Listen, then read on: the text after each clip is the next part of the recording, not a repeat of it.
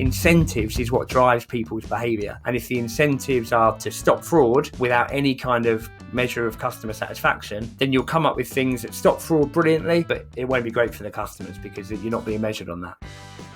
Welcome to Compromising Positions. I'm Leanne Potter, cyber anthropologist and head of security operations for a major retailer. And I'm Jeff Watkins, a cybersecurity enthusiast and CTO for a major tech consultancy. Together, we're the award-winning tech podcast that asks non-cybersecurity professionals what we in the industry can do to make their lives easier and help make our organisations more prepared to face ever-changing human-centric cyber threats. This episode, we're joined by John Sills for part 2. Now, John is the managing partner at customer-led growth company, The Foundation, and he's also the author of the book The Human Experience. Now, John joined us last week and shared with us some fantastic tales about his time working for a major bank and how the IT team decided to roll out a new cybersecurity control without talking to customer insights. Spoiler alert, it didn't end well. If you haven't listened to it yet, go back and listen after this episode. It was a good one. This week we continue the conversations. He guides us on how to design for positive intent to build trust, how to lean into inconvenient truths around the data you source from feedback, and why you shouldn't treat people how you'd like to be treated, but instead treat every customer like the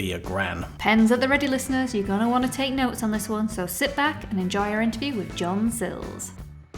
We're all customers of something. We've all had a user experience. Why are we so bad at stepping back at ourselves and going, actually, if that was me phoning up, would I be annoyed at that?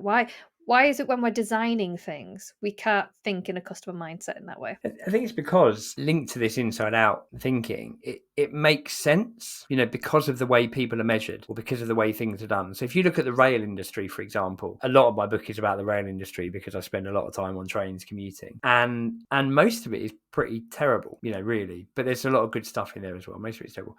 And you look at kind of delay repay, the delay repay thing you get. So if your train's delayed, you can request to have a bit of money back. Makes sense, right? Makes sense. Your train gets delayed, you don't get to where you're meant to get to on time, you get a percentage of the money back. Makes sense. It's how the rail industry works. But it doesn't really make sense because it doesn't think about customer outcomes. So when I'm coming home, like true story from last Thursday night, my wife was going out with her best friend. They haven't seen each other in over a year. She lives 45 minutes away. It's a very simple instruction to me. Be home by 7 o'clock. That was it. Be home by 7 o'clock. You've got to look after the two kids. I get on the train at 5:30 in plenty of time. Train pulls out of Paddington. Train stops for 20 minutes. Train goes back into Paddington. Next train's cancelled. I end up getting home at 7:30. Not very popular at home. I do my delay repay and it says, oh, you're an hour late. You get whatever it is, 50% back. So we're going to give you £9 back of the fee. But that is irrelevant to me. That £9 is irrelevant. What matters is, could I achieve my outcome? Now, what would have been great is you pay for a taxi. You pay for a taxi for me to get from where I was to get me home because I've got to go and pick up my kids. That's not always possible. Sometimes I have to skip to a different train line. Then you pay for that train ticket, and even then they do it as a percentage. So if you're, if you're 30 minutes late from, say, Maidenhead to London, Paddington, which is a 30-minute journey, if you're 30 minutes late, you get 15% back, even though it's basically double the length of the journey. If you're 30 minutes late from Glasgow to London, which is a 5-hour journey, you get the same percentage back. So you might get like £100 back because your ticket's more. But a 30-minute delay on a 5-hour journey is a lot less impactful than a 30-minute delay on a 30-minute journey. Anyway, throwing all these numbers at you. But it's a really good example of the way that industry works, of it kind of makes sense when you just kind of look at it very logically and very mathematically. What it loses is that emotion, and what it loses is that kind of customer outcome, the focus on what it is the customer's trying to achieve. If you focus on that and you work back from that, then you make sure everything is kind of joined up, rather than just being well-meaning and piecemeal. But ultimately, incentives is what drives people's behavior. And if the incentives are to stop fraud without any kind of measure of customer satisfaction, then you'll come up with things that stop fraud brilliantly, but it won't be great for the customers because you're not being measured on that. Yeah. When people misunderstand security, I always say you can create the ultimate impenetrable system by sealing in 7 meters of reinforced concrete and dropping it into the Mariana Trench. It'll be very secure, but nobody will be able to use it. And then that's that accessibility. And it's interesting because the CIA triad doesn't really consider experience, because it talks about how accessible something is, which is good. It needs to be available, but it doesn't necessarily talk about, because it's from a more technical point, it doesn't talk about the experience. I saw one of your titles, Head of Customer Innovation and Perception. Yeah. And it's not a job title I've come across before. I think it's a very fun title. What does it entail and why does perception matter? Well, I was very lucky. I got to make up my own job. So I got to make up my own job title. So I thought I'd whack in the two things I really liked. So the innovation part, I think, it was very deliberately customer innovation, because I worked alongside my colleagues in technology technology innovation. And so we deliberately called it that, so that we had this combination of they're looking from the technology, I'm looking from the customer side, and we come together and create hopefully great things. The perception part I really wanted to put in because it was really kind of this nod to behavioral science and really understanding customers' perception. And what I was trying to put across during that role, and this is when I was doing some of the work on future trends and other behavioral interventions, was the only thing that really matters, as I say, is how you make customers feel. The only thing that really matters is customers' perception of the experience they're having with you. You know, you might say we're giving a great experience or we're doing fine, but actually it's that perception that's not. You know, another train example, I was recently chatting to a train company, and they were discussing whether or not toilets were optional on their trains that can often travel for 4 or 5 or 6 hours. You know, and you can argue a functional element of, well, not many people use it, etc., etc. But if you're on the train, you want to know that there's a toilet there, even if you're not going to use it. It's that kind of that need to have that security, and all of that is understanding behaviors and perception rather than just understanding the kind of nuts and bolts of the functional experience. So that's really why I wanted to have perception in there, just to help people understand that ultimately customer perception is what drives customer decisions, and the only way a business is successful is by earning customer decisions in its favor. You talk about the importance of customer-led success, and when I think about cybersecurity customers, I think about there's our actual customers, people buying the product or service, and then there's the other customers, which are our actual colleagues, other stakeholders. How important is it to apply or not apply the same principles that you discuss in your book to these two different audiences? Yeah, I think it's vital. And ultimately what you're talking about is how you understand people. And I often, when I do presentations around the book, I talk about, you know, the big lesson really is, if in doubt, be human. You know, we've actually, the irony is we all talk about AI and we're worried about AI. But the irony is, as humans, we've spent the last 20 years becoming very robotic. In fact, more than, you know, we're very robotic in, you look at the way we write emails, you know, it's a really weird thing. We all write, "Dear so-and-so, you know, I hope this email finds you well. Here's a bit of text about what I'm interested in. Kind regards." And you think, no one talks like that. Like, we don't talk like that. Why do we do that? You know, and we keep, you know, it happens when you've got customer service agents as well, but it happens internally. The way we message colleagues on Teams, you know, the way we talk in meetings, it's so unhuman. It's so unthinking. And so I think I'd rather me, everyone else, the team, were human in our conversations, human in our writing, without overthinking it and thinking we need to write in some way that we don't. And if you make honest mistakes, well, at least you're making mistakes trying to be human. And I think that's much better and much more palatable than making mistakes trying to be this kind of robotic self that you're not really, that doesn't really exist. So it hugely matters when you're working with your colleagues, because I think we talk a lot about language, actually, is a good example. Think about the language you use with your colleagues, because that comes out with your customers. You know, if you talk about acquisition, customer acquisition, well, no one wants to be acquired. Like, I don't want to be acquired. You know, customer retention, I don't want to be retained. Customer churn, I'm not churning, I'm leaving you. And you see, you know, customer loyalty, it doesn't exist. What you're talking about, customers staying with you, you know, customers being useful. So all of this language you use internally comes out with your customers. So the more human you are internally with your language, I think that's particularly true with an area like cybersecurity that a lot of people don't understand. If you use all that complex language, it comes out to customers. It just confuses them and worries them, I think, quite a lot of the time as well. Yeah, sometimes the messaging can be not very clear and also quite alarming to people. I think that you discussed with one of the other chats we had about how the messaging, even if the controls are okay, the messaging is sometimes not. You mentioned about people being less robotic and more human-like. And I guess this is obviously a very a la mode topic at the moment. Is what do you think? What kind of impact do you think Gen AI, something like ChatGPT, will have on customer interactions? Do you think it could be a good thing? Do you think it's a bad thing? Yeah, I think it'll be both. I think it'll be very much like the internet and the World Wide Web and social media, that where it's used well, it's brilliant, life-changing, incredible, fantastic for customers. Where it's used badly, often to try and make things more efficient and more cost-effective, it will cause a lot of frustration and problems. I think what we're going to see, for my money, and I'll probably be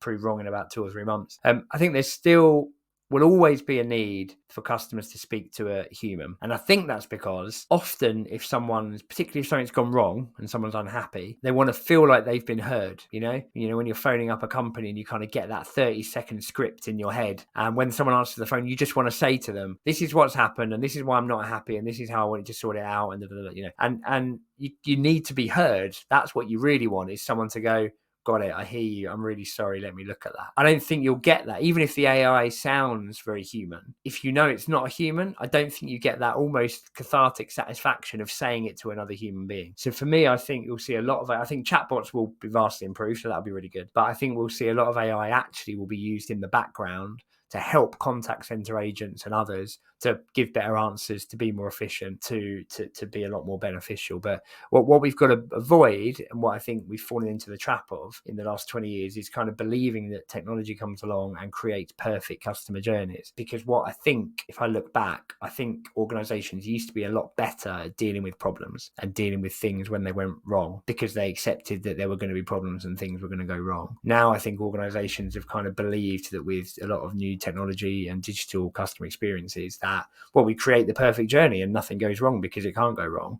And therefore, when something does go wrong, they're really kind of, I call it the pit of despair. Customers fall into the pit of despair and you just can't get out of it, and it takes months and months to deal with the problem. There's quite a lot of evidence and statistics to back this up, I should say. It's not just my opinion. So that's what I think we've got to be careful of, actually. You've got to keep that humanity there as well. Yeah, I think there's also a lot of trust, especially when it comes to cybersecurity and regulated industries around the use of automated systems. I think I wonder how open people will be to actually trusting automated systems like AI. Yeah, I think it might just come down to the person. I think if you'd gone back 20 years and you mapped out what the internet would look like and what Wikipedia would look like and what social media would look like and everything else, I think you just presume no one's going to trust any of that, are they? And even we've had 7-8 years now where we all know the words fake news and disinformation, and we've all been regularly told to presume that absolutely everything we see online is probably made up. But yet, every day I get about 15 text messages from different friends forwarding stuff they've seen, which is clearly rubbish, but we all just do it anyway. So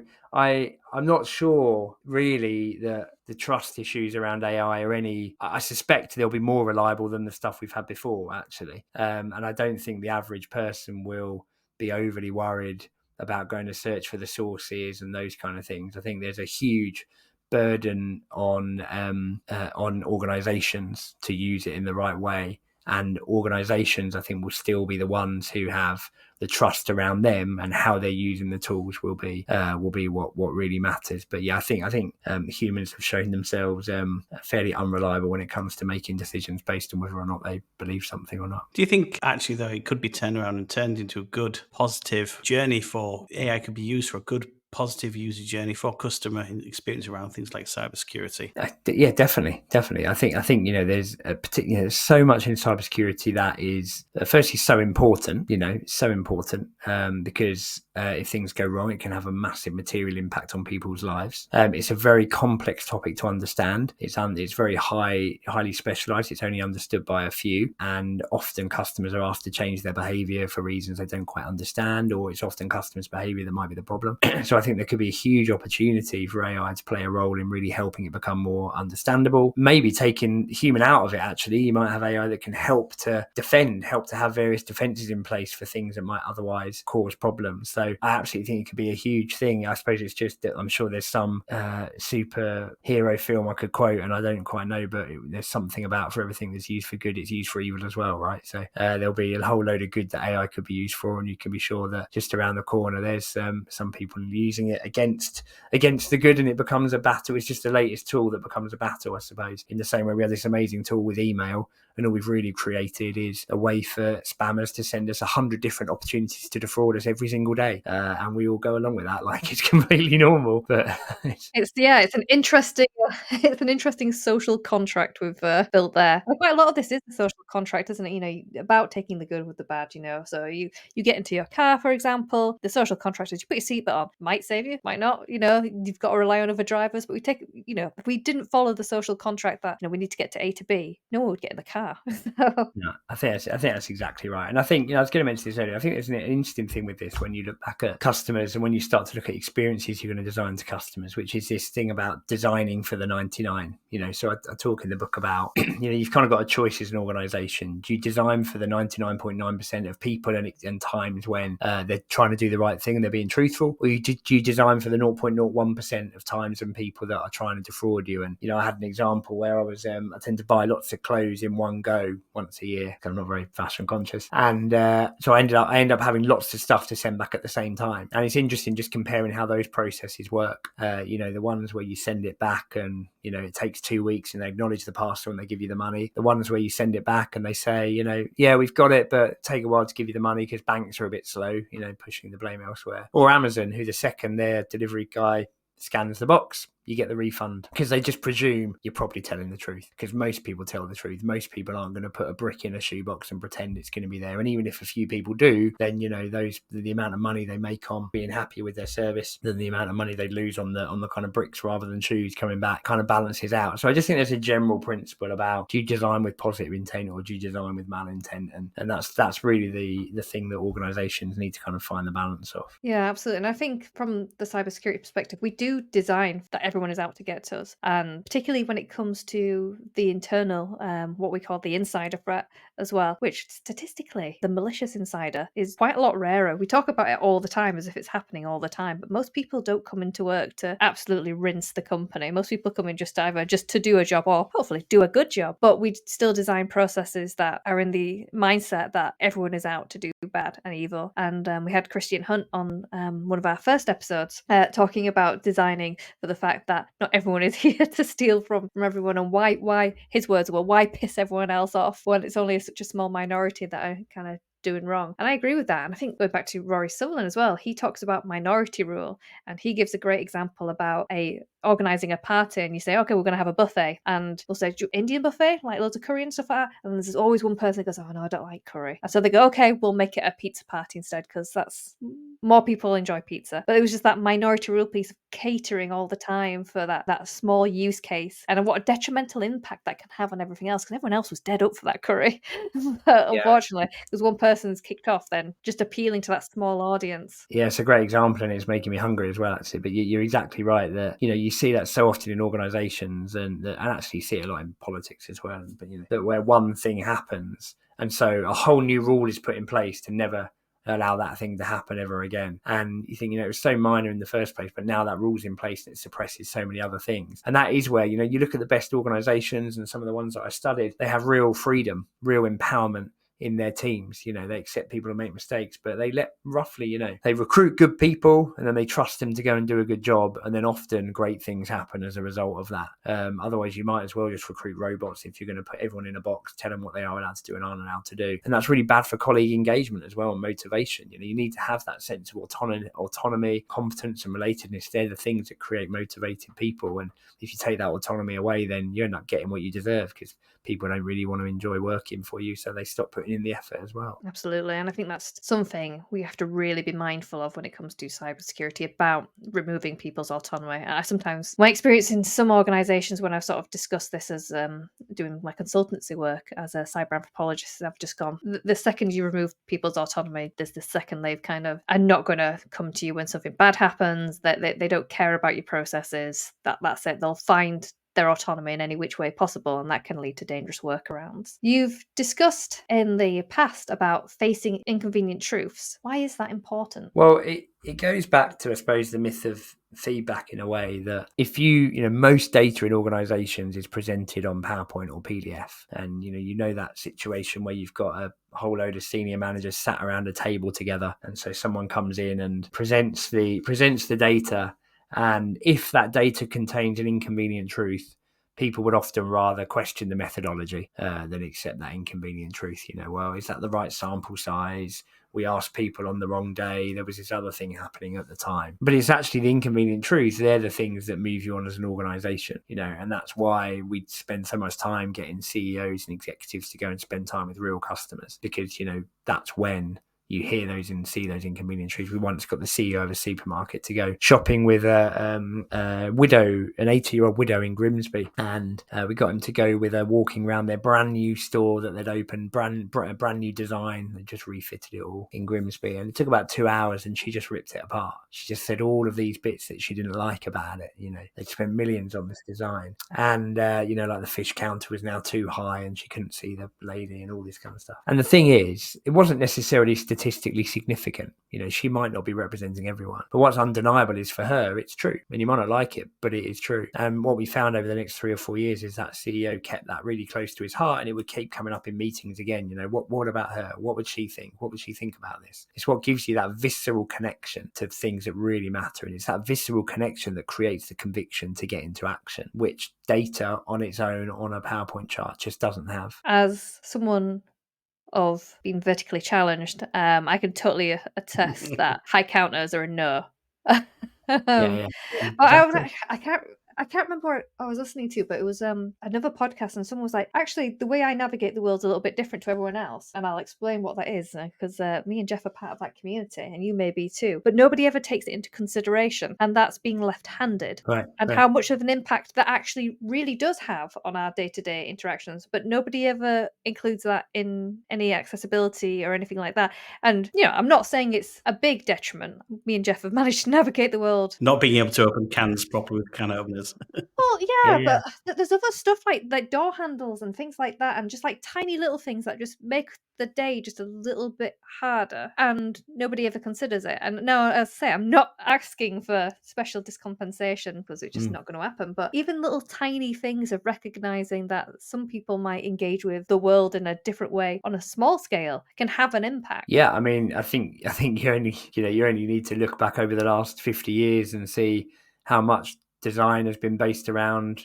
men rather than women, to show you. I mean, there's all kinds of stories, isn't there, of the way that crash test dummies were used to test car safety were based on the average man.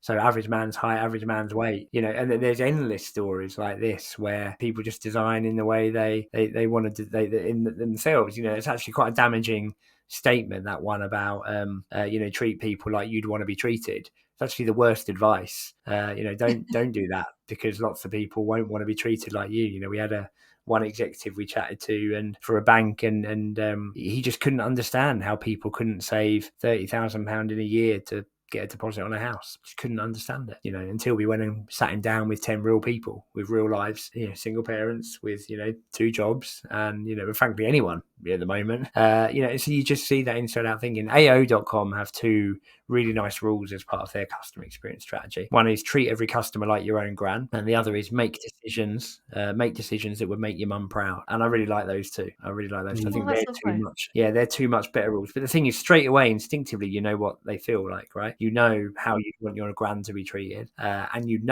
want to make decisions like that. You go home to the dinner table and say, "Mum, this is what I did today. Would you be proud of it or not?" Really straightforward. No need for a framework, but those are the kind of things that I think really help to start to create human experiences. Yeah, although I do worry some psychopaths would actually be proud of committing fraud against an old lady.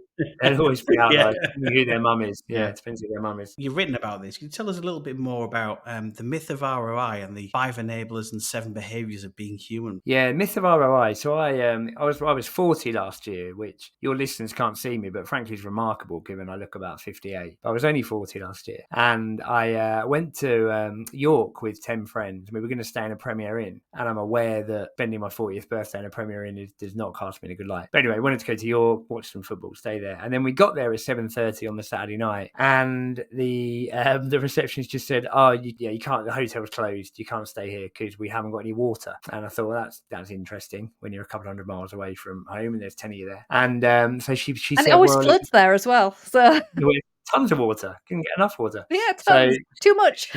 Yeah, she said, look, you got a couple of options. You can stay at another Premier Inn a few miles away. We can give you money back. Stay at a hotel in York. Anyway, did that. Found a hotel down the road, even worse hotel actually, and it cost £77 more. So £7 per person more staying in the hotel. So the next day I got home and I just emailed Premier Inn and I said, oh, just to let you know, it cost £77 more. Great if you could refund me. And I thought, I mean, that's an open and shut case, isn't it? Like £7 per person. Like, told me the hotel's closed at 7:30. Not to be. Over the next 3 months, I think I sent 10 emails, had 5 phone calls. I wrote a letter to the CEO. They offered me a £100 gift voucher for a restaurant 15 miles from where I live. And then after 3 months, they ended up agreeing to send me a check for the £77.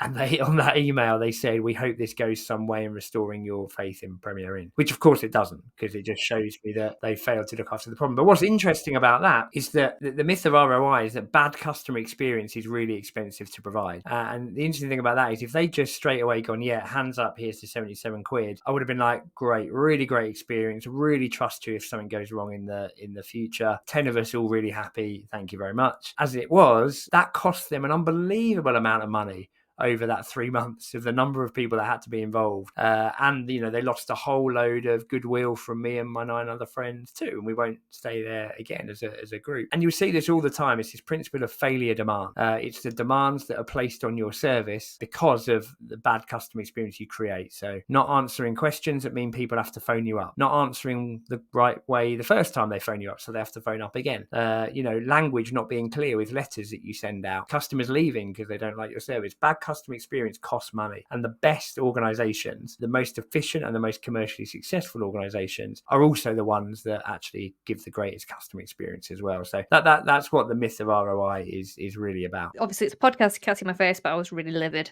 from hearing for you. Really annoyed, because I just knew that whole process would have cost you more. And going back to one of your first stories at the beginning about train journeys as well, about delay repair, it's not just about that this place costs more. It's not really just about that place wasn't as nice. It's also just the inconvenience of all. It was your birthday, you just wanted to get on and have a good time.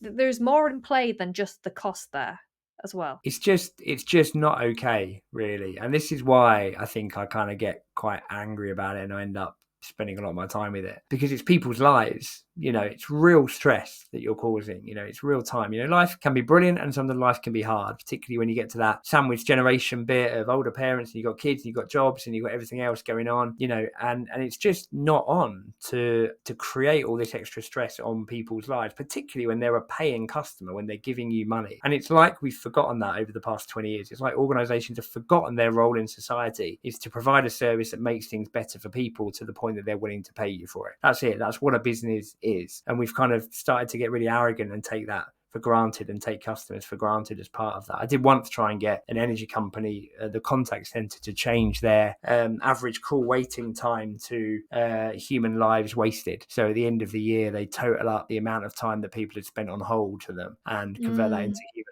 lives wasted, just to try and make it real, try and make the point, because we hide behind these figures and these averages, and they just take us away from the real kind of human impact. There's a thing in America called the National Rage Survey, which is worth your listeners looking up or linking to, because it tracks the number of people that have had a problem with an organization. In 1972 it was 32%, 2018 it was 64%, I think now it's 74%. 74% of people have problems with organizations every single year, and they track the rage of customers alongside that. And unsurprisingly, customers are getting angry. Now that's causing problems because it's making things unsafe for colleagues, and there's this really difficult relationship at the moment between customers and organizations. But it all comes from people and organizations just not caring about how they're really making people feel. And I do tend to get my high horse about it, because it is just not on just to waste people's times and waste their lives and cause stress. That's very interesting. I see that a lot of organisations, things like the post office, buses, and everything, nowadays they have to put all this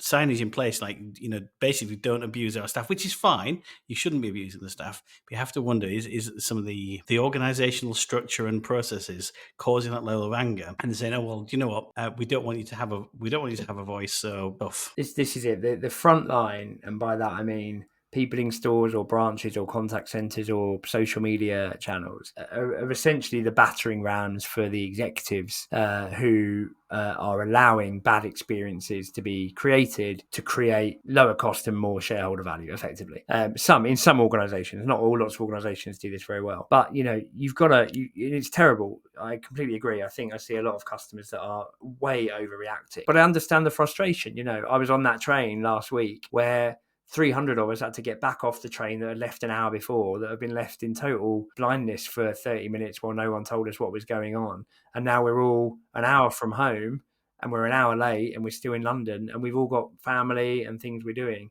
you can understand the frustration. And when there's no answers given, and when all you're going to get is £6 back because of the delay repay scheme, you can understand the frustration. You can understand why people go into bank branches now. The only reason they really go in is because they're angry because something hasn't happened and they've got no other option. They're really annoyed when they're going in. Doesn't make it right in terms of the way that people speak to colleagues and frontline staff. I do appreciate that. But I do think more responsibility needs to be taken by the organisations themselves to say, why are people so angry with our service? It's not just because they're angry. It's because the service just isn't good enough and people are at the end of their tether. So it's a terrible situation, really, and one that, in my view, being more human would help get us all out of. And on that note, thank you so much, John, for being such a fantastic guest. If people want to find out more about you, where's the best place to do so? Yeah, so LinkedIn probably now. I'm John J. Sills on LinkedIn. I've got a Substack newsletter, which is CX Stories, and the same on Instagram as well. I was on Twitter. I'm still vaguely there, but barely using it, John J. Sills. And of course, I'm at the Foundation. You can come and find us at the Foundation, and you can find us digitally, or you can find us literally. We're in King's Cross, so you can come and say hello. Lovely, and I'll put all the links to the show notes there. But on Twitter, it seems like that's the only thing you would keep it for, is to actually complain, so that people would actually listen. I find that's the only way I can get some organisations to listen, is if I just go on Twitter, which, again, shouldn't be the way. That tends to be the case. Yeah, exactly right. Well, look, thanks so much for having me on the show. I've really enjoyed the conversation. It's been brilliant. Thank you so much. Hey, Leanne, why don't left-handed hackers get caught? Why? Well, because they always click with the right mouse button. Right. Well, I've got another. Why do left-handed people have good password hygiene? Why? Well, because they always smudge it when they write it down so nobody can read them. These are really bad. Lol. What I thought was interesting about this episode was that we're all experts in what good customer service looks like, but we so often fail to translate our lived experiences into our own customer service offerings. I think there's so much value in stepping back and thinking, if I was on the receiving end, how would I feel? Well, I guess if that answer is pissed off, then I think you need to go back to the drawing board. But that would mean facing some inconvenient truths that John was talking about. Which most companies struggle to do, even though it leads to progress and innovation. Have a think, listeners, are there times when you've had to face inconvenient truths? Did you embrace it or did you dismiss it? Let us know. Links to everything John discussed in this episode can be found in the show notes. Before you close the app you're listening to, please do take a millisecond to drop us a 5-star rating. You have no idea how much this pleases the algorithm gods and gets our show to a wider audience. We hope you enjoyed this episode. See you next time. Keep secure and don't forget to ask yourself, am I the compromising position here?